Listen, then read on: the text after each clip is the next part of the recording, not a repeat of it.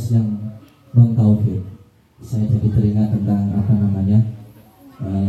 para wali-wali dulu ya, kalau cerita-cerita gitu, wali-wali dulu menyanyi tradisi wayang yang non tauhid jadi wayang yang bertauhid. Ini mindfulness yang non tauhid jadi mindfulness yang bertauhid.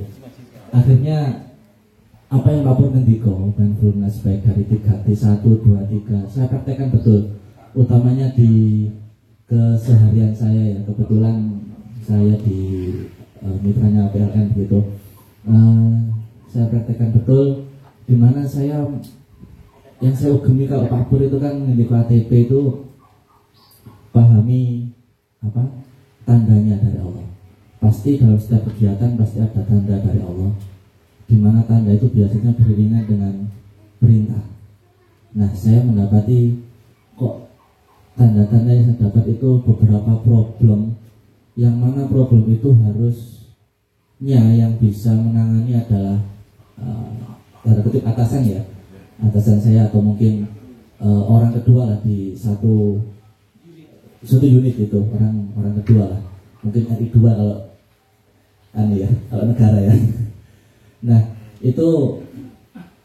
dari posisi saya yang kala itu bukan siapa-siapa itu ya, hanya karena biasa.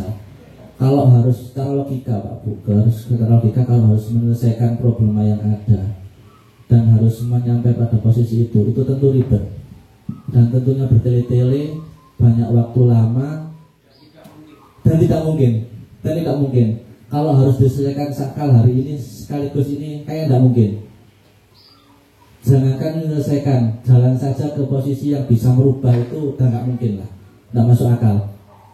Tapi saya tetap hukumnya apa yang Pak Pur mendikokan itu, karena saya yakin dan saya paham betul yang beliau tuangkan dalam buku-buku beliau itu ya Al-Quran juga kan gitu, dimana Al-Quran ya berdauhnya Allah juga. Nah, saya tangkap perintahnya tandanya apa, saya klopkan dengan tanda yang nampak itu, yang di luar itu kan makhluk khusus Pak Dokter tadi ya. Makhluk khusus pasti juga ada tanda, oh problemnya ini di lingkungan kita. Dan itu pasti klop, ada tanda juga dalam mikrokosmos kita. Misal nih, satu problema potensinya ada dalam diri kita. Nah, ya sudah, kalau sudah ketemu problemnya itu solusi di sini ketemu, kan sudah tanda itu dari Allah. Tinggal jalan ke sana, ke realisasinya itu kan nggak mungkin sekali.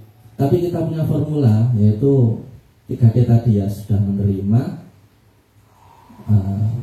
sudah bersyukur, dan setelah 5 tahun posisinya ya alhamdulillah saya ada potensi ini, alhamdulillah saya dikasih tahu problem-problem ini, ya alhamdulillah kita syukur. Kemudian beranjak pada 3T3-nya, Allahu Akbar. Itu benar-benar daya Allah yang bekerja, sudah bukan kita. Sudah sibgoh ya bahasa kita ya. Tadi Pak Kame tadi bilang cipta apa Pak Kame? Cipta rasa karsa. Allah ngasihkan kretek cipta tadi itu. Kemudian dari kretek itu ada perasaan ingin, dorongan-dorongan itu kan perasaan. Kerso juga. Dan kita mau kalau misalnya saya harus ada di posisi itu untuk menyelesaikan problem-problem yang ada, saya mau kerso ya, maka Allah lah yang berperan. Dan itulah ilaha illallah, benar di luar nalar, di luar dugaan, dan butuh waktu lama, sangat sepet, dan unpredictable. Di luar nalar, ya tidak masuk akal lah. Tapi alhamdulillah apa yang Allah tandakan, apa yang Allah tunjukkan itu memang selesai, dorongan Allah selesai, dan setidaknya itu yang nikmat yang paling berharga bagi saya pribadi adalah imannya lebih kuat lagi, lebih yakin lagi Allah itu ada, Allah itu hak, Allah itu tidak pernah kemana-mana, Allah itu selalu menyertai kita kok. Cuma kalau kita kok lemah, nah berarti tanda tanya nih, kitanya pasti yang nggak mau sadar Allah, kitanya yang pasti lah. Nah Bapak Ibu, mungkin itu yang bisa saya ceritakan, yang bisa saya sampaikan. Tentunya kalau mau cerita tentang penyaksian yang bisa kita pelajari di sini itu banyak sekali. banyak sekali dan hampir-hampir enggak. Ya, kalau mau ceritakan dicerita kan nanti. Ya itu, jadi ini yang pengalaman yang paling terbaru dan paling bagi saya cukup dahsyat ya, karena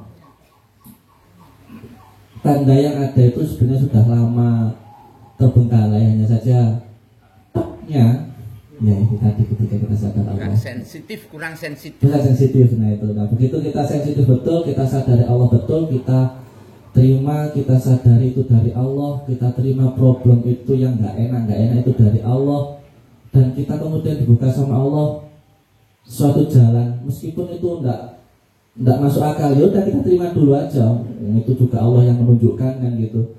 Nah kita syukuri ya, alhamdulillah Allah memberikan kita pengetahuan itu, hikmah kalau dalam bahasa Quran ya, di mana Al-Baqarah itu menyebutkan nikmat terbesar itu ya orang kalau dikasih hikmah itu tandanya kalau kita tidak buta. Nah, itu ya. Bapak Ibu sekalian, mungkin hanya itu yang bisa kami sampaikan. Semoga panjenengan semua juga tidak lelah untuk selalu menyaksikan, selalu bereksperimen, selalu eksplorasi. Itu semata-mata untuk lebih meningkatkan ketakwaan, keyakinan kita sama Allah. Kalau semakin meningkat, semoga kita nanti ketika diberi sama Allah husnul khotimah dan benar-benar panggil sama kekasih-kekasihnya Allah, sama Allah tentunya. Amin. Ngapun hanya itu yang bisa kami sampaikan. Kurang lebihnya Bapak Ibu mohon maaf. Wassalamualaikum warahmatullahi wabarakatuh.